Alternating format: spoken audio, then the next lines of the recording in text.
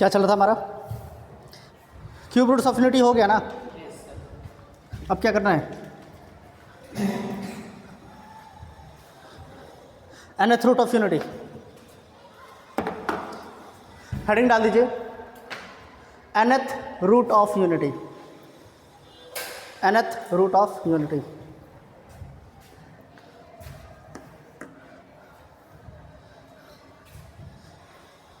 nth root of unity कहने का मतलब देखिए, अगर ऐसा कुछ है z to the power n minus one is equal to zero, तो इसको हम ऐसे लिख सकते हैं z to the power n is equal to one, लिख सकते हैं।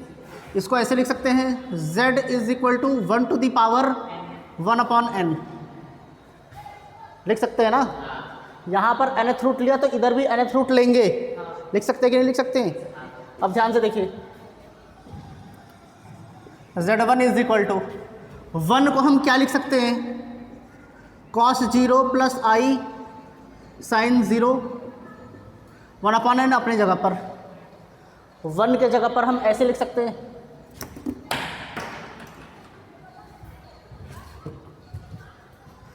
cos 0 प्लस आई साइन 0, लिख सकते हैं कि नहीं लिख सकते हैं? पक्का, क्योंकि cos 0 कितना होता है? वन, ये 0 होता है तो वन आ गया, one to the power one upon n. आ सकता है कि नहीं? अब ऐसा करने के बाद इसको हम क्या लिखा करते थे बताइए? इसको ऐसे लिख सकते थे cos 2m pi plus i sine 2m pi to the power one upon n. ऐसे करते थे कि नहीं करते थे? 2k पाई या 2m पाई लिखते थे, यहाँ पर 2m पाई लिखते थे कि नहीं लिखते थे? यहाँ पर m क्या होता था? m इज इक्वल टू 0 1 2, कहाँ तक? n माइनस वन तक जाएगा, क्योंकि 0 से स्टार्ट हो रहा है। कहाँ से स्टार्ट हो रहा है? 0 से तो स्टार्ट हो रहा है ना। क्लियर? तो 0 से स्टार्ट होगा, कहाँ तक जाएगा? n माइनस वन तक जाएगा। क्लियर है कि नहीं क्लियर है? ठीक है, डी मोइवर्स थ्योरम लगा दे यहाँ पर। अभी थोड़ी देर इसको z ही मानिए, z इज इक्वल टू, इसको अगर मानते हैं डी मोइवर्स थ्योरम लगाते हैं तो जाएगा cos 2m पाई, और ये n कहाँ जाएगा? अपॉन n हो जाएगा कि नहीं हो जाएगा? Plus i sine 2m pi upon n हो जाएगा। अब यहाँ पर m क्या है?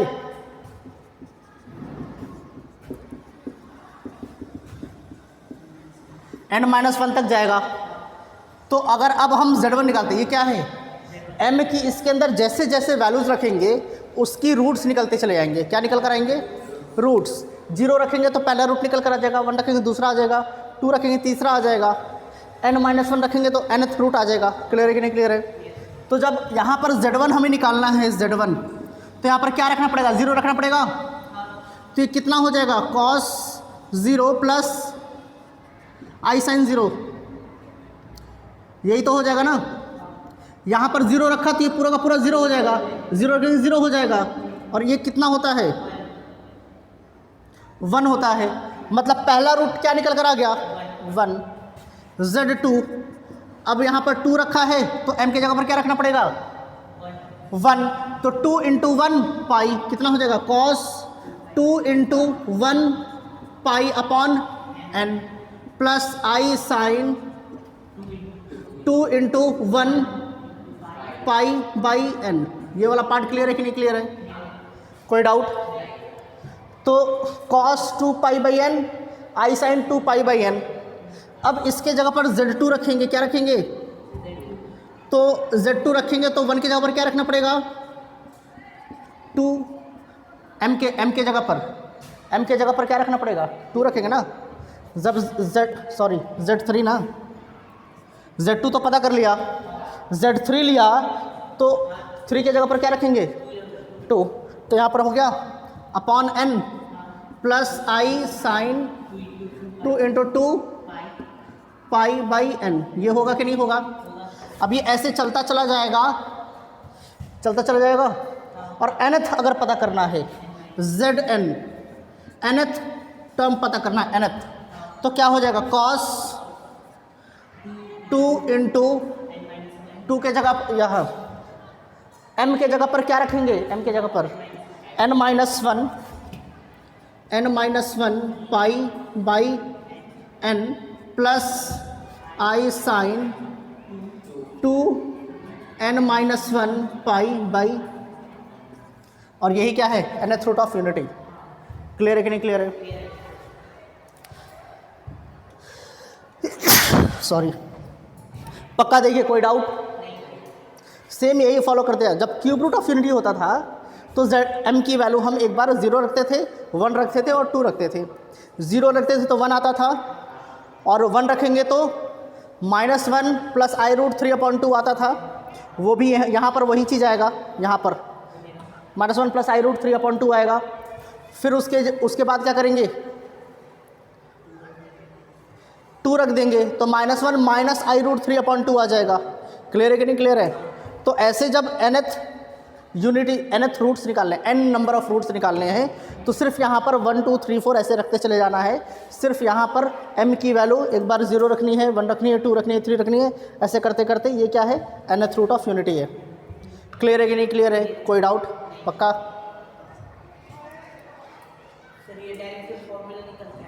हाँ हाँ, nth रूट निकालने का फॉर्मूला निकल कर आया ये। क्लियर है कि नहीं क्लियर है? अब ध्यान से देखिए, cos theta plus i sine theta को हम e to the power i theta लिखते थे एक्सपोनेंशियल फॉर्म में, e to the power i theta. अब थीटा के जगह पर क्या है, ये पूरा का पूरा है कि नहीं है? है कि नहीं? तो 2 पाई बाई कितना आ गया, 2 पाई बाई n, यही तो आ गया। क्लियर है? ठीक है, इसको देखिए, e to the power 2 into 2 pi by, तो 2 पाई बाई, ये 2 पाई बाई n है कि नहीं है, और इसका स्क्वायर कर दे यहाँ पर, i 2 पाई बाई n, इसका स्क्वायर कर सकते कि नहीं कर सकते?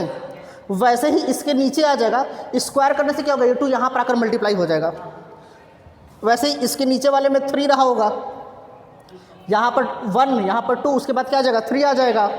तो 3 आ जाएगा तो ये हो जाएगा e to the power i 2 pi by n to the power 3। Clear है कि नहीं क्लियर है? तो इसको हम अल्फ़ा से डिनोट करते हैं। किससे करते हैं? अल्फ़ा से। इसको किससे करेंगे? इसके बाद वाला क्या आ जाएगा, alpha cube, alpha two the power 4, और ये वाला क्या हो जाएगा, alpha two the power n-1। क्या हो जाएगा, alpha two the power n-1। और सारे रूट्स को अगर हम ऐड कर दें, क्या कर दें, पहला रूट क्या था 1 प्लस दूसरा क्या था alpha plus alpha square plus alpha two the power n-1, सबको ऐड कर दे तो क्या आ जाएगा, 0 आएगा। क्यूब रूट्स ऑफ यूनिटी में ऐड किया था, 0 आ गया था। तो इसमें nth रूट ऑफ यूनिटी सारे n रूट्स को अगर हम ऐड कर देंगे तो क्या आ जाएगा, 0 आ जाएगा। क्लियर है कि नहीं क्लियर है? चलिए इसको नोट कर लीजिए। ये चीज़ ध्यान रखना है कि अल्फ़ा की वैल्यू क्या है, e to the power i 2 pi by n है। अल्फ़ा क्या है, e to the power i 2 pi by n है। क्लियर है कि नहीं क्लियर है? चलिए नोट कीजिए।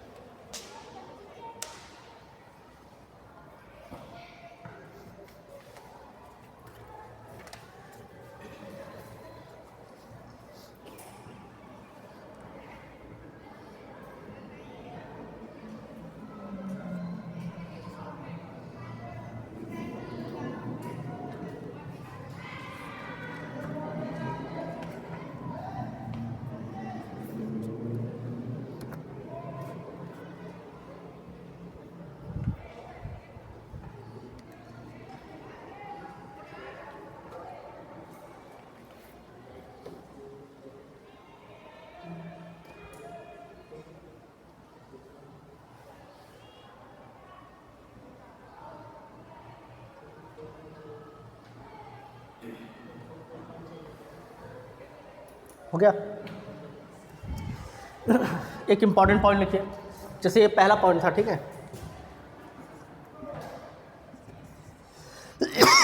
सॉरी, दूसरा पॉइंट इंपॉर्टेंट पॉइंट लिखिए, sum of pth power of n, pth power of n, nth roots of unity, nth roots of unity, nth roots of unity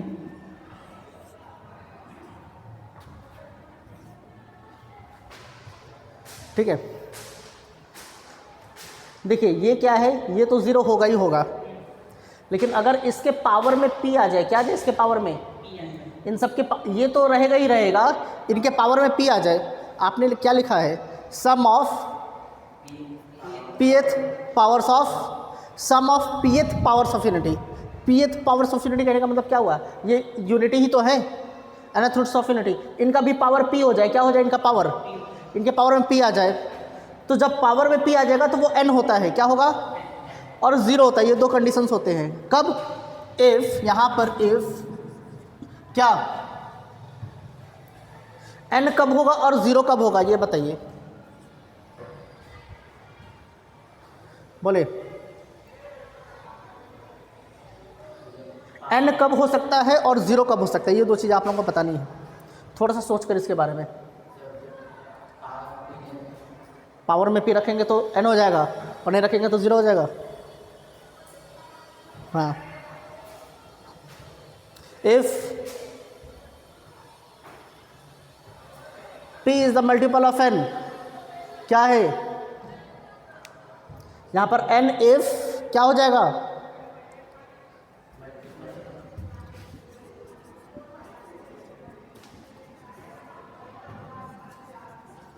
multiple of n, if not multiple of n। अगर n का multiple नहीं है तो क्या हो जाएगा 0, और अगर n का मल्टीपल है तो क्या हो जाएगा, n हो जाएगा। समझ में आया कि नहीं आया, चलिए नोट कीजिए।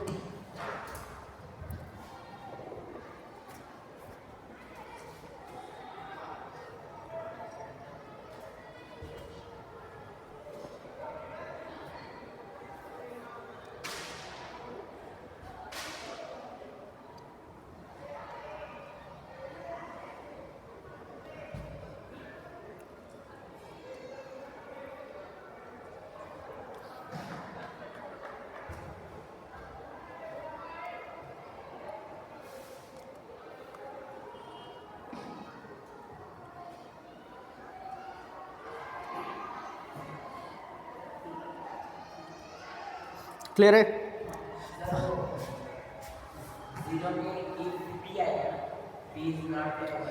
वही बात है, वही ऊपर लिखा तो समझ लीजिए ना।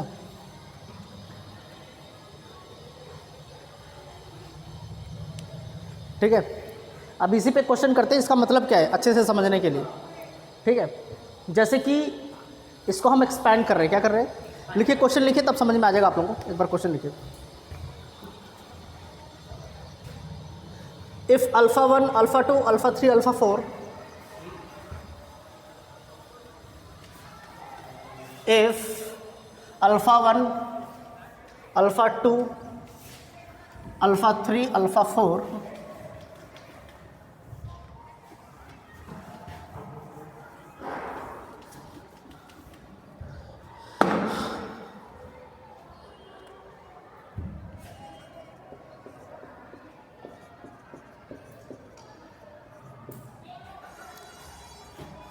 and alpha 5,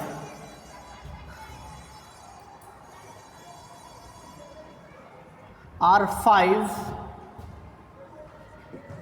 fifth roots of unity, are 5 fifth root of unity, then find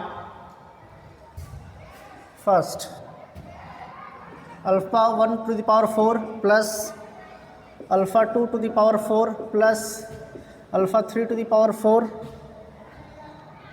plus alpha 4 to the power 4 plus alpha 5 to the power 5।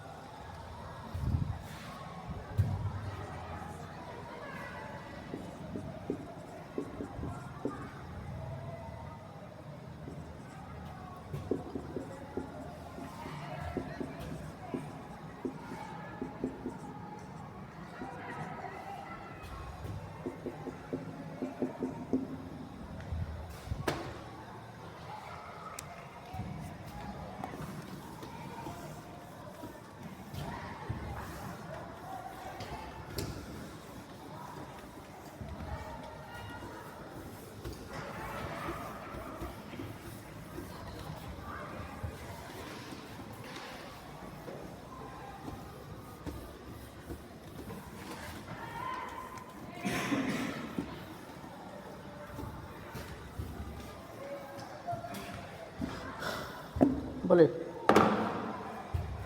इसका आंसर बताना है। यहाँ पर 5 कैसे 4 है ना, 4 है। कितने रूट्स ऑफ यूनिटी हैं? 5 रूट्स ऑफ यूनिटी हैं। इनका पावर क्या है? 5 के टेबल में 4 आता है क्या? 5 क्या 4 5 का इंटीग्रल मल्टीपल है? Integral multiple. इंटीग्रल मल्टीपल कहने का मतलब क्या है? अगर 4 को हम 5 से डिवाइड करते हैं तो इंटीजर आना चाहिए। 4 तो 5 से डिवाइड होगा लेकिन वो इंटीजर नहीं आएगा, डेसिमल में आएगा। डेसिमल में आएगा ना, तो क्या 4 इसका इंटीग्रल मल्टीपल है? नहीं। तो जब इंटीग्रल मल्टीपल नहीं था तो क्या होता था? तो इसका क्या हो जाएगा? समझ में आया? कितने रूट्स है यहाँ पर? 5 रूट्स हैं। पावर कितना है? तो क्या 25 का मल्टीपल है? बिल्कुल है। तो इसका कितना हो जाएगा? कितने रूट्स ऑफ यूनिटी है? कितने रूट्स ऑफ यूनिटी है? 5। तो कितना हो जाएगा? n का मल्टीपल होता तो आंसर क्या हो जाता था? n हो जाता था। तो इसका कितना हो जाएगा? 5। क्लियर है कि नहीं क्लियर है? क्यों? क्योंकि इसकी वैल्यू क्या हो जाएगी? 1। इसको ऐसे लिख सकते हैं, alpha 1 to the power 5 to the power 4 plus alpha 2 to the power 5 to the power 4। ऐसे कर सकते हैं कि नहीं कर सकते? 1, इसकी वैल्यू 1 टू द पावर 4 1, फिर इसकी भी 1 1 1 1, ऐसे 5 बार ऐड करेंगे तो कितना आ जाएगा? 5 आ जाएगा। तो जब भी ये डिवाइड होता है तो हम देख लेते हैं कितने रूट्स हैं। जितने भी रूट्स हैं वो क्या हो जाएगा? वही उतना आंसर आ जाएगा। क्लियर है कि नहीं क्लियर है? पक्का? लिख लीजिए इसको।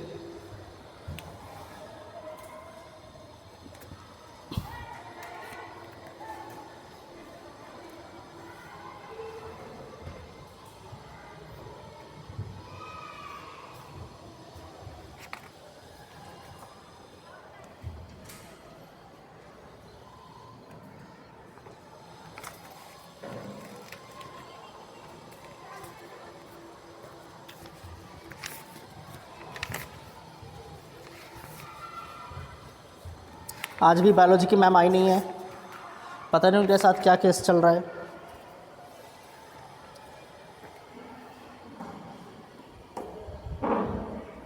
रीना मैम से बात हुआ आप लोगों का?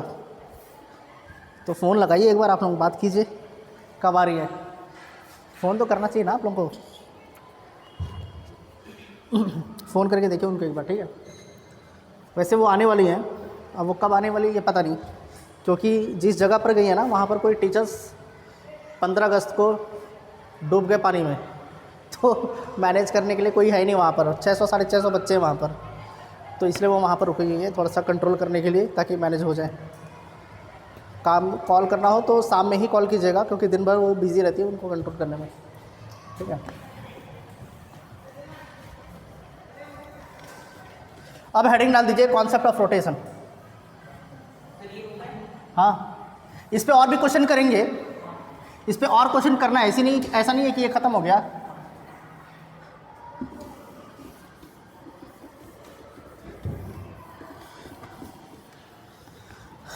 क्यूब रूट्स ऑफ यूनिटी पे, nth रूट्स ऑफ यूनिटी पे और भी क्वेश्चंस करेंगे, पहले कॉन्सेप्ट ऑफ रोटेशन खत्म कर लेते हैं। तो हेडिंग डाल दीजिए concept of rotation. Concept of rotation.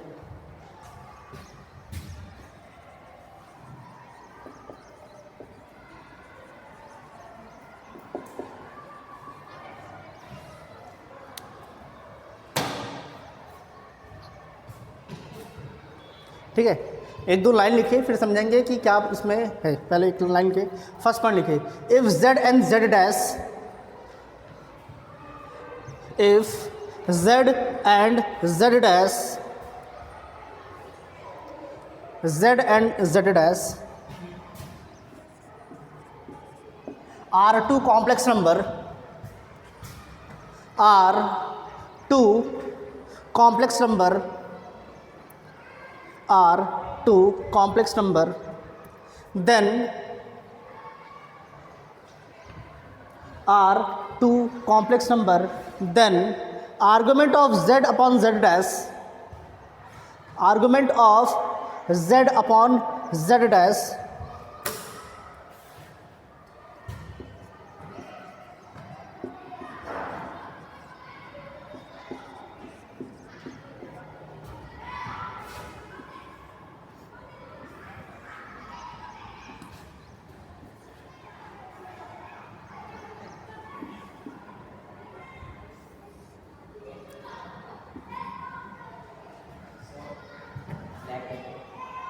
Black हो गया क्या?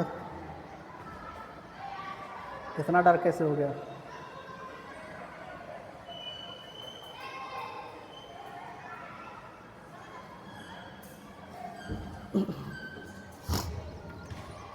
क्या लिखा आप लोगों ने? If z and z dash are two complex number then argument of z upon z dash. देखिए z और z डैश क्या है? दो कॉम्प्लेक्स नंबर हैं और दो अलग अलग कॉम्प्लेक्स नंबर है। क्लियर है कि नहीं क्लियर है? तो मान लेते हैं कि ये जो एंगल बना रहा है विथ पॉजिटिव रियल एक्सिस से, वो बना रहा है थीटा डैश। क्या बना रहा है? और ये जो एंगल बना रहा है वो बना रहा है थीटा। कितना बना रहा है? z जो बना रहा है वो एंगल कितना बना रहा है? थीटा। तो अगर आपसे बोलता है argument of z upon z dash, क्या बोल रहा है? Argument of z upon z dash, इसका मतलब ये है कि ओ z डैश क्या है? z डैश को ओरिजिन से ज्वाइन करेंगे तो यही तो लाइन बनेगा ना। इस लाइन को कितना एंगल रोटेट करें z पर ले जाने के लिए। जब आपसे बोल रहा है argument of z upon z dash, इसका मतलब क्या है बोलना चाह रहा है? इसका मतलब ये बोल रहा है कि जो ओ z डैश है, नीचे में क्या है? z डैश ना। तो z डैश को हम कितना रोटेट करें, ओ z डैश को हम कितना रोटेट करें, कितना एंगल रोटेट करें कि वो z पर चला जाए। समझ में आया? तो रोटेशन एक दो टाइप के होंगे, एक तो ये क्या हो जाएगा एंटी क्लॉकवाइज, एक क्या हो जाएगा क्लॉकवाइज। तो जब भी हम एंटी क्लॉकवाइज में रोटेट करेंगे एंगल आपका पॉजिटिव होना चाहिए। क्या होना चाहिए? और जब भी क्लॉकवाइज डायरेक्शन में रोटेट करेंगे तो वो निगेटिव होना चाहिए। क्लियर है कि नहीं क्लियर है? तो मान लेते हैं कि ये अगर थीटा डैश था और ये क्या था पूरा का पूरा थीटा, तो ये वाला एंगल को हम मान लेते हैं अल्फ़ा। क्या मान लेंगे? तो अल्फ़ा कितने के बराबर हो जाएगा? थीटा माइनस थीटा डैश होगा कि नहीं होगा? ये पूरा का पूरा एंगल माइनस ये एंगल, यही तो अल्फ़ा निकल कर आ जाएगा। कोई डाउट इसमें? पक्का? तो जब भी ऐसा बोलेगा argument of z upon z dash, इसका मतलब ओ z डैश को रोटेट कर कर कहाँ लेकर जा रहा है? z पर लेकर जा रहा है। कोई डाउट? चलिए बढ़िया।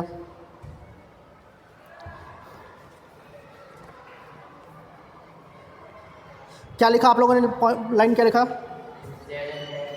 Then argument of z upon z dash is the angle, उसी में उसी के आगे, is the angle through which OZ dash must be turned in order that in order that it may lie along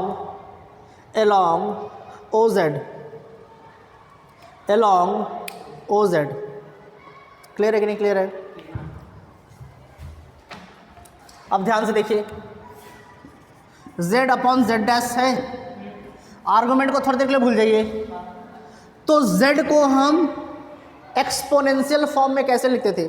z complex number होता था तो उसको हम एक्सपोनेंशियल फॉर्म में कैसे लिखते थे? r e to the power i theta, और r मॉडुलस ऑफ z ही तो होता था। तो इसको हम क्या लिख सकते हैं? Modulus of z e to the power i, और z कितना एंगल बना रहा है इससे? थीटा। तो e to the power i theta हो जाएगा कि नहीं हो जाएगा? हो जाएगा। z डैश, तो यहाँ पर modulus of z dash e to the power i, z dash कितना एंगल बना रहा है? Theta dash. तो यहाँ पर थीटा डैश लिख दें, ठीक है। इसको थोड़ा ऐसे लिख सकते हैं क्या? Mod of z, modulus of z upon modulus of z dash, base same है तो पावर्स क्या होंगे? सब्ट्रैक्ट होंगे। तो e to the power i और i क्या है? कॉमन, i और i बाहर निकाल दें तो यहाँ पर क्या है? थीटा, और यहाँ पर क्या है? Theta dash. क्लियर है कि नहीं क्लियर है? ठीक है। यहाँ से modulus of z upon modulus of z dash e to the power i, इसके जगह पर क्या लिख सकते हैं? लिख सकते हैं कि नहीं लिख सकते हैं? थीटा माइनस थीटा डैश किसके बराबर है? अल्फा। इसका मतलब z अपॉन z डैश को हम ऐसे लिख सकते हैं, modulus of z upon modulus of z dash e to the power i, और इन दोनों के बीच में जितना भी एंगल बन रहा है, मतलब इसको कितना एंगल रोटेट करें कि z पे चले जाए, उस एंगल को हम यहाँ पर लिख सकते हैं। कोई डाउट इसमें? चलिए नोट कीजिए इसको।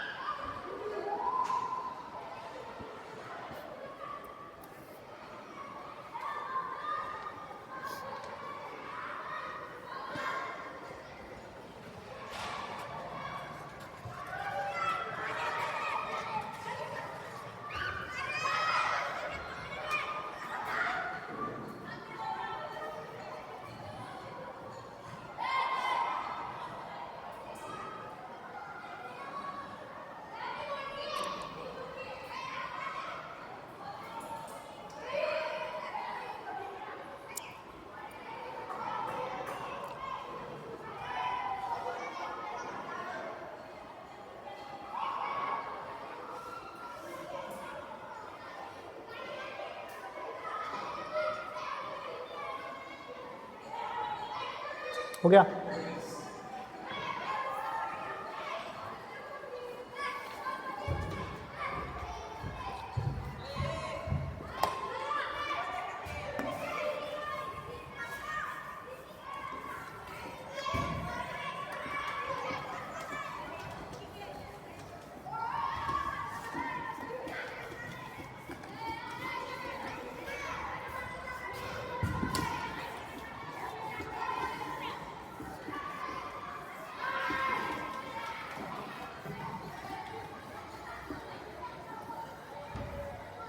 मान लीजिए कि हमारे पास एक ट्रायंगल है। क्या है?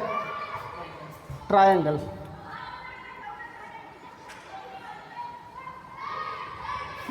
ए बी सी, ये Z1 को है, ये क्या है? Z2 है, ये क्या है, Z3 को रिप्रेजेंट करता है, ठीक है। तो अब हमें क्या करना है, थोड़ा सा इसको टेढ़ा कर लेते हैं।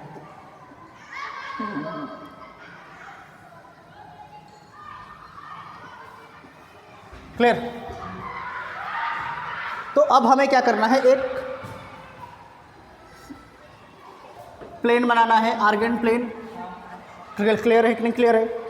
ये क्या है आपका ओरिजिन। अब ओरिजिन से एक लाइन ड्रॉ करना है जो ए बी के क्या हो, पैरेलल हो। क्या हो, ए बी के पैरेलल होना चाहिए, और ए बी का जितना भी लेंथ है उतना ही इसका भी लेंथ होना चाहिए। समझ में आया कि नहीं आया। तो अगर इसके पैरेलल ड्रॉ करते हैं कुछ इस टाइप का होगा, बोलिए, कोई डाउट। इसको P मान ले। फिर एक लाइन ड्रॉ करना है A से C के लिए, मतलब A से C के पैरेलल होना चाहिए, और क्या होना चाहिए,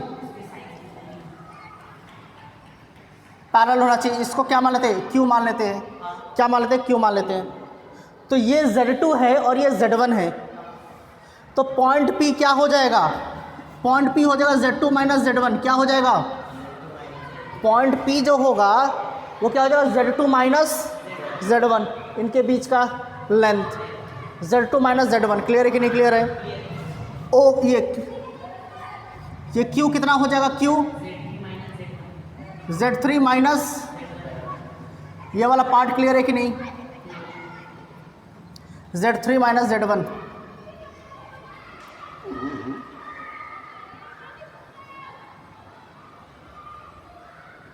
बोले, इसमें कोई डाउट, ठीक है। अब हमें क्या करना है, OP को, अच्छा मान लेते कि ये एंगल जो है ये अल्फ़ा है। क्या है, अल्फ़ा है। इसका मतलब OP को हमें क्या करना है, रोटेट कराना है, किसके अलोंग लेकर जाना है, OQ के ऊपर लाई कराना है उसको। समझ में आ रहा। तो कैसे लिखेंगे, OQ अपॉन OP लिखेंगे क्या, तो यहाँ पर लिख दें OQ अपॉन OP, लिख सकते हैं कि नहीं लिख सकते हैं। तो OQ कितना है, Z2 minus, sorry Z3 minus Z1 upon Z2 minus Z1, है कि नहीं है। बोले, इसमें कोई डाउट।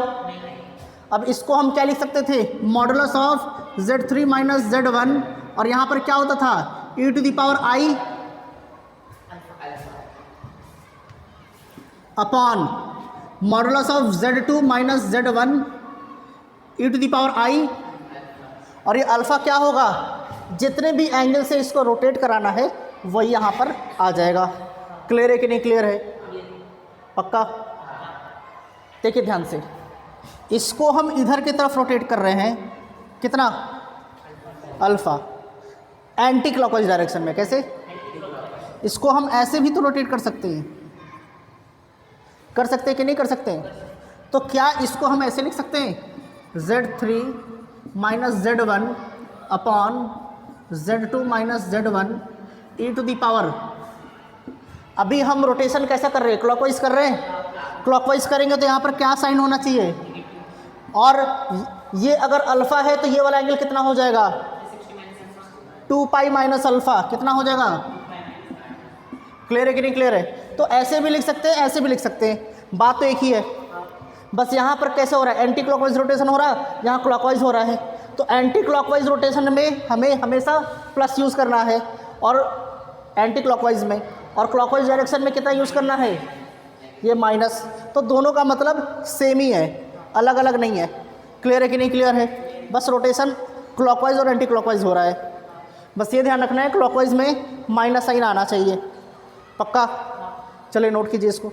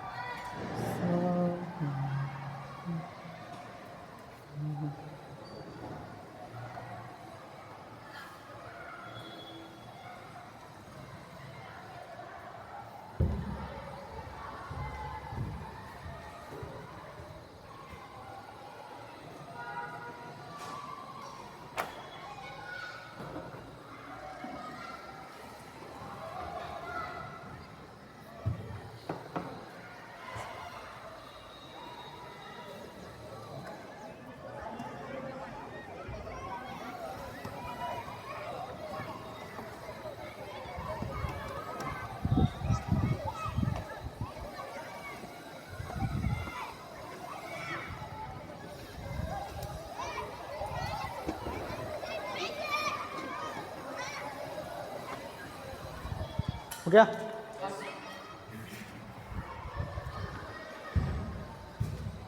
छोटा सा नोट लिखिए, नोट।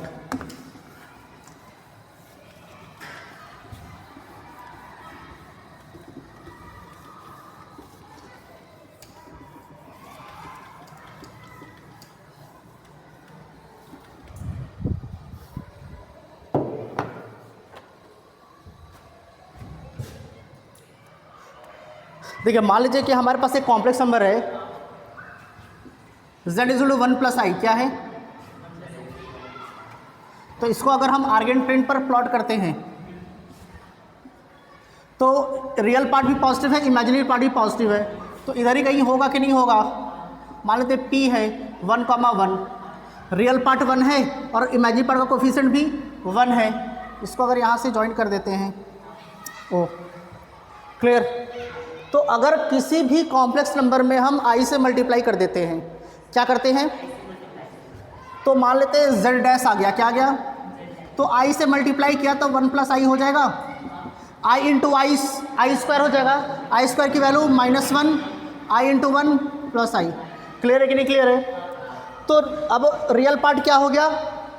-1 और ये क्या हो गया 1, तो वो पॉइंट किधर होगा? इधर और कहीं इधर, तो इसको p डैश मान लेते हैं। तो इसका कोऑर्डिनेट क्या हो जाएगा? -1, 1। समझ में आ रहा कि नहीं आ रहा? इसका मतलब ये है कि कोई भी कॉम्प्लेक्स नंबर अगर आपको दिया गया है, कोई भी कॉम्प्लेक्स नंबर दिया गया है, उसमें अगर हम i से मल्टीप्लाई कर देते हैं, क्या करते हैं?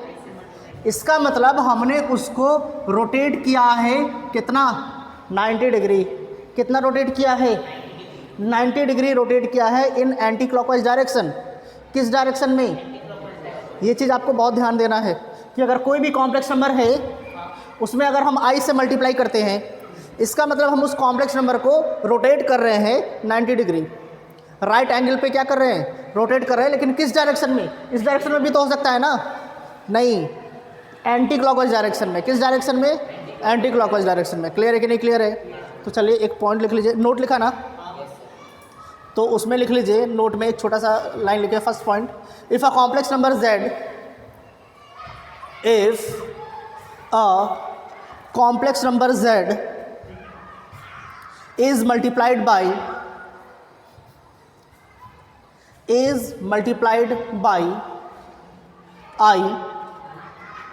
I, it means z has been rotated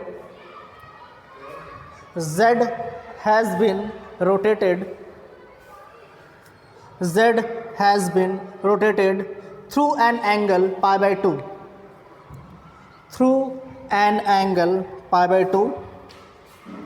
in anti-clockwise direction,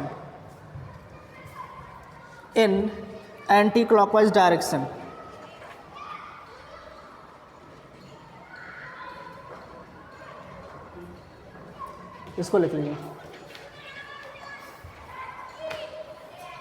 अच्छा, एक चीज़ ध्यान दीजिए,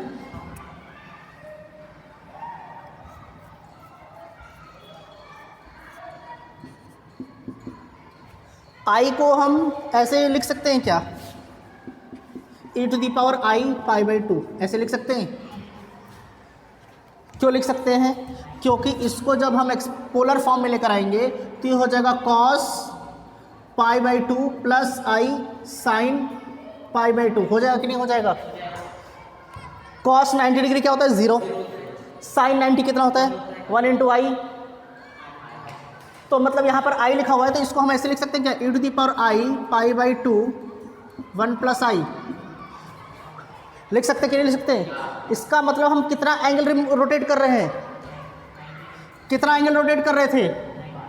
कितना एंगल रोटेट कर रहे हैं? इधर भी तो क्लॉकवाइज था, इधर भी क्या होगा? Clockwise direction. समझ में आ रहा कि नहीं आ रहा? तो i को अगर कन्वर्ट करेंगे एक्सपोनेंशियल फॉर्म में तो e⁻i π/2 आएगा। तो यहाँ से भी आपको पता चल रहा है कि π/2 हम रोटेट कर रहे हैं क्लॉकवाइज डायरेक्शन में। क्लियर है कि नहीं क्लियर है? चलिए नोट कर लीजिए इसको।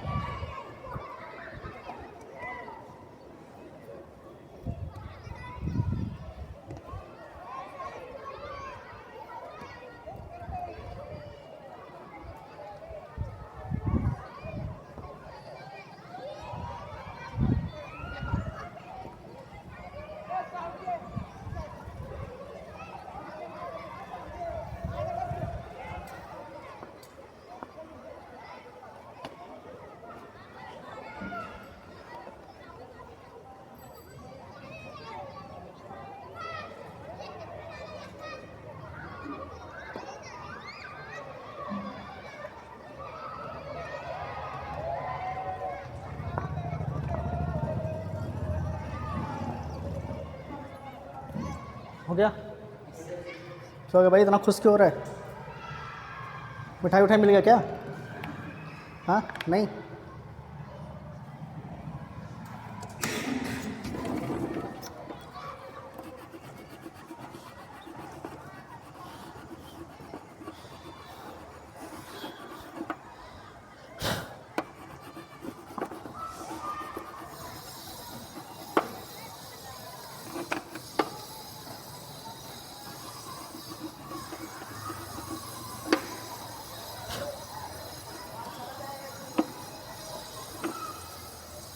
अभी केमिस्ट्री तो समझ में आ रहा है ना? हाँ, केमिस्ट्री में कोई डाउट नहीं?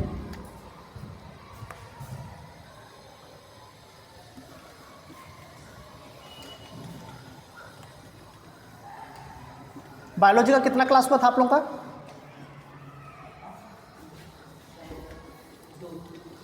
दो ही क्लास हुआ था बायोलॉजी का। तो दोनों क्लास कैसा गया? दोनों क्लास अच्छा गया।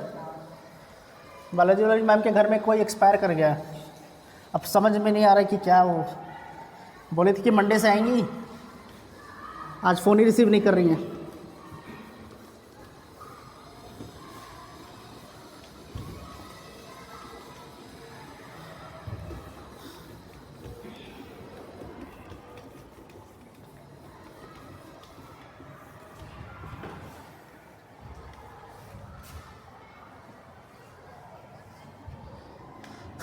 क्वेश्चन करें? लिखिए, क्वेश्चन लिखिए। If area of triangle, if area of triangle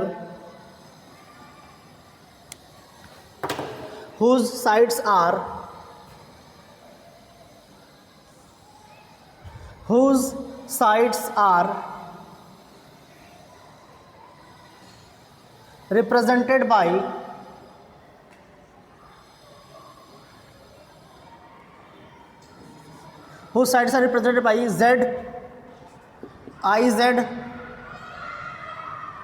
and Z plus IZ.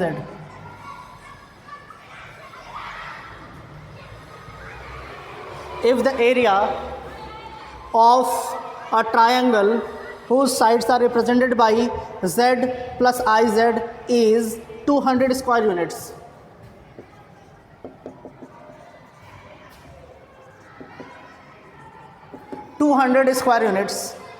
then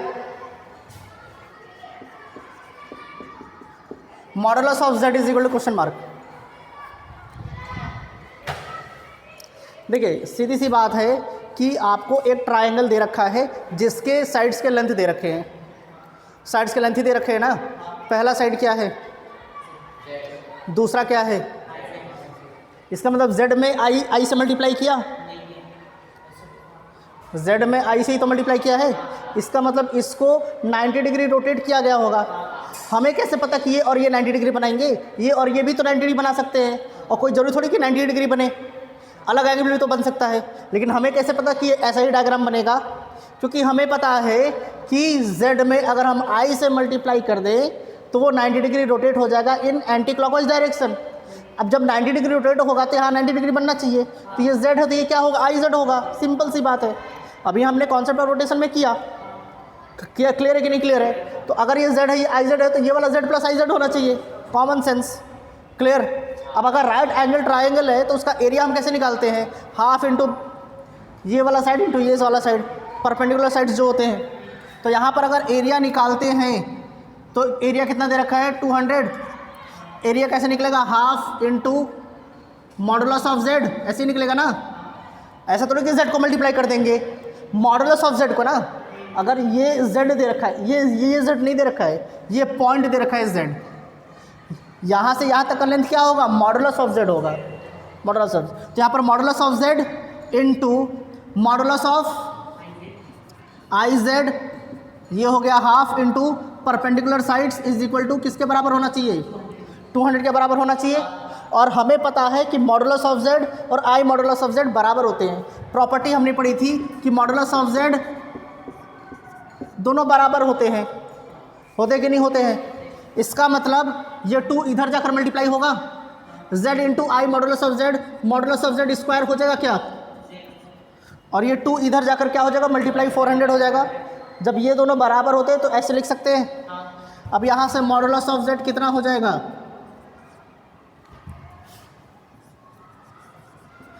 इधर स्क्वायर रूट करेंगे तो इधर भी तो स्क्वायर रूट करेंगे। और आपको क्या पता करना था, मॉड ऑफ जेड ही तो पता करना था ना। ये मॉड ऑफ जेड आ गया 20 square units, sorry 20 units length है ना, मॉड ऑफ जेड क्या है, लेंथ है, तो 20 यूनिट्स, एरिया थोड़ी निकाल रहे, लेंथ। कोई डाउट इसमें? चलिए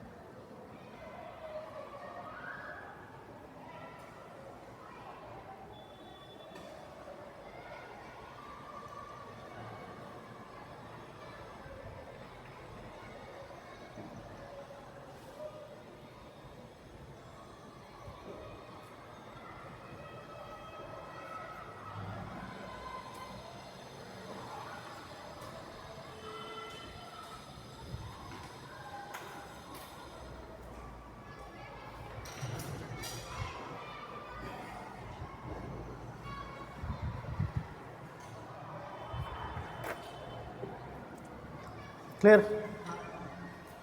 एक और क्वेश्चन करें।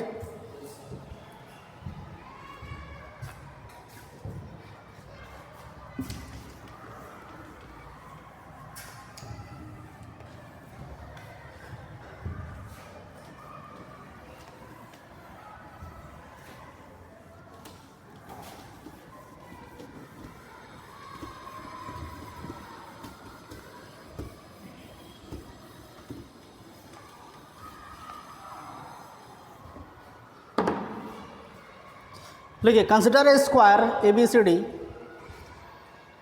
Consider a square ABCD such that Z1, Z2, Z3 and Z4 ABCD such that Z1, Z2, Z3, Z4 represent its vertices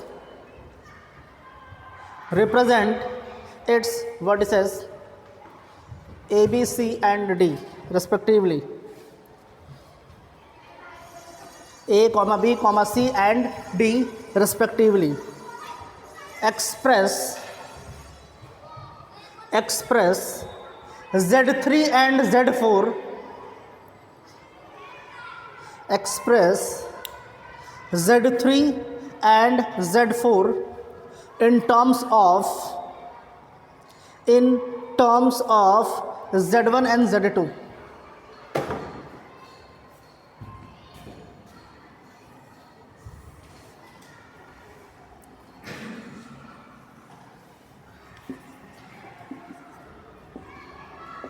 ABCD दे रखा है। A क्या है, Z1, Z2 को B रिप्रेजेंट कर रहा है, Z3 को C रिप्रेजेंट कर रहा है, Z4 को D रिप्रेजेंट कर रहा है। इसमें कोई डाउट? लास्ट में क्वेश्चन में क्या बोला है, किसको किसी के फॉर्म में रिप्रेजेंट करना है, किस Z3 एंड Z4 को Z1 एंड Z क्या in terms of Z1 and Z2 represent करना है, यही तो करना है। तो Z1 को हम क्या करेंगे, ज्वाइन कर देंगे Z3 से, क्या कर देंगे, ज्वाइन कर देंगे। हमें पता है ये क्या है, क्या ये डायग्राम स्क्वायर है। अच्छा, मेरे को लगा तो डायग्राम बोलेंगे आप लोग। स्क्वायर है ना। अब स्क्वायर के डायगोनल्स को ऐड ज्वाइन करेंगे तो जो एंगल होगा वो इक्वल पार्ट्स में डिवाइड हो जाएगा कि नहीं हो जाएगा। तो ये कितना हो जाएगा, π/4 होगा कि नहीं होगा। π/4 कहने का मतलब 45 डिग्री। क्लियर है कि नहीं क्लियर है। इसका मतलब ध्यान से देखिए, इसको हम रोटेट कर रहे हैं, इसके ऊपर लेकर आ रहे हैं, AC के ऊपर। AB को रोटेट कर रहे हैं और AC के ऊपर लेकर आ रहे हैं। किसके ऊपर लेकर आ रहे हैं? AC के ऊपर। तो इसको हम ऐसे लिख सकते हैं क्या? ध्यान से देखिए, AC अपॉन AB। तो AC कितना हो जाएगा? Z3 minus Z1 upon Z2 minus Z1 हो जाएगा कि नहीं हो जाएगा? अब इसको ऐसे लिख सकते हैं क्या? Modulus of Z3 minus Z1 upon Z2 minus Z1 e to the power I। ऐसे ही तो रोटेट किया गया है और एंटी क्लॉकवाइज डायरेक्शन में है। एंटी क्लॉकवाइज डायरेक्शन में है तो पॉजिटिव होगा। ये पॉजिटिव हुआ कि नहीं हुआ? ठीक है। अब ध्यान से देखिए कि अगर कोई स्क्वायर है, हमारा क्या है, अगर कोई स्क्वायर है जिसके साइड्स मान लीजिए स्क्वायर है, ये A है, ये A है, तो इसका डायगोनल क्या हो जाता है? √2a। क्या हो जाता है? ये तो 90 डिग्री होगा। तो पाइथागोरस थ्योरम यूज जब करेंगे और हाइपोटेन्यूज निकालेंगे तो ये क्या आ जाएगा? √2a आ जाएगा। क्या आ जाएगा? तो यहाँ पर क्या बोल रहा है? इस साइड का लेंथ डिवाइडेड बाय इस साइड का लेंथ। तो इस साइड का लेंथ कितना हो जाएगा? √2a। और इस साइड का लेंथ कितना हो जाएगा? तो √2a अपॉन a कट जाएगा। क्या सिर्फ क्या बचेगा? तो इसके जगह पर हम √2 लिख सकते हैं क्या? ये पूरा का पूरा कितना आ गया? √2 आ गया। समझ में आया कि नहीं आया? और ये क्या है? e to the power I theta. e to the power I theta exponential form है। इसको हम क्या लिख सकते हैं? cos π/4 प्लस I sin π/4 लिख सकते हैं कि नहीं लिख सकते हैं? ये हो गया √2 cos 45 डिग्री कितना होता है? 1/√2 प्लस I sin 45 1/√2। √2 इससे भी मल्टीप्लाई होगा, √2 इससे भी मल्टीप्लाई होगा, तो √2 कैंसिल आउट। यहाँ से क्या हो गया? 1 प्लस, अरे ये हम क्या कर रहे हैं?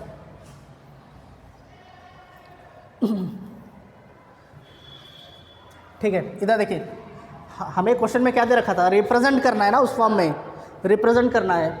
तो इधर क्या है? यहाँ पर लिख दें Z3 minus Z1 upon Z2 minus Z1। ठीक है, यहाँ पर क्या हो जाएगा? Z3 minus Z1 upon Z2 minus Z1।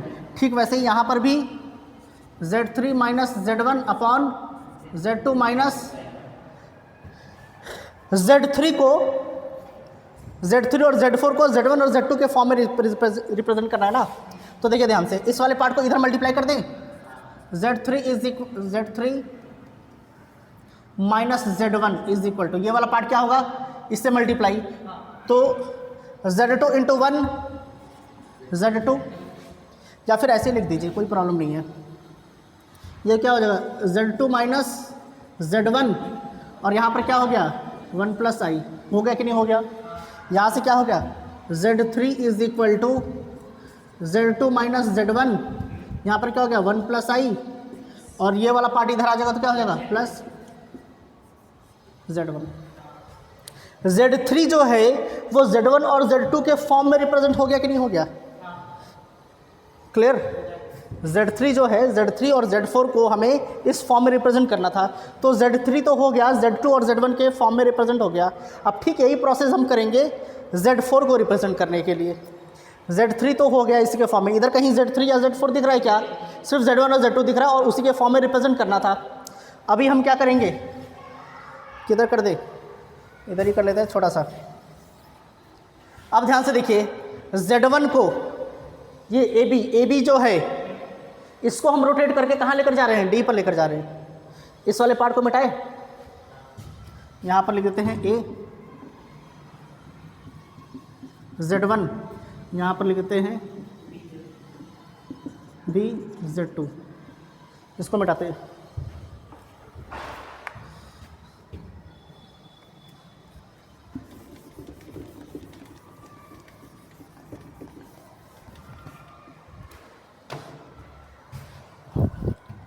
इधर देखिए ध्यान से,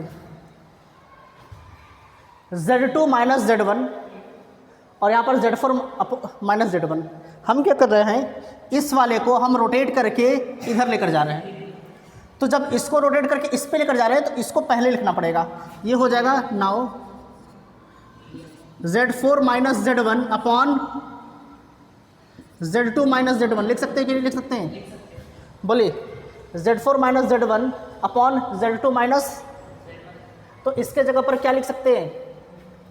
modulus of Z4 minus Z1 upon Z3 minus Z1, और यहाँ पर क्या हो जाएगा e to the power i, कितना एंगल रोटेट किया? 45 डिग्री दिख रहा है आपको? यहाँ से यहाँ तक रोटेट किया तो पूरा 90 डिग्री हो गया ना, तो π/2 तो होना चाहिए यहाँ पर। क्लियर है कि नहीं क्लियर है? पक्का? यहाँ तक π/4 है ना? Z2 माइनस Z1, ठीक है कोई बात नहीं, Z2 माइनस Z1। अब इसको यहाँ से रोटेट करके ऐसे लेकर आया तो पूरा का पूरा यहाँ पर 90 डिग्री रोटेट किया है ना, और एंटी क्लॉकवाइज में, तो यहाँ पर पॉजिटिव साइन। क्लियर है कि नहीं क्लियर है? ठीक है।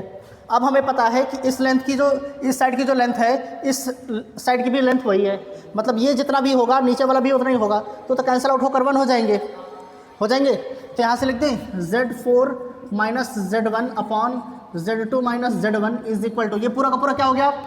1। और इसको हम क्या लिख सकते हैं? cos π/2 प्लस i sin π/2 लिख सकते हैं कि नहीं लिख सकते हैं? cos π/2 कितना होता है? 0, sin π/2 1, तो 1 इंटू आई रहेगा।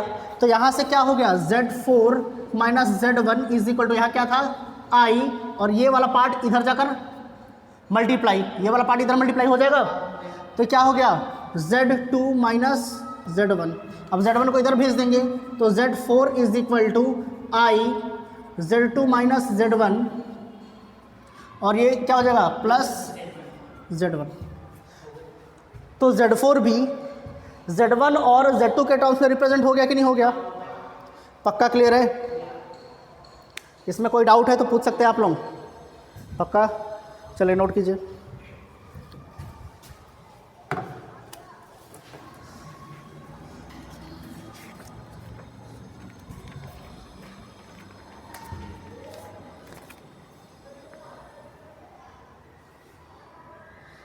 आज के लिए बस इतना ही करेंगे, ठीक है? इससे ज़्यादा किया तो फिर हाँ सर के ऊपर से जाएगा फिर।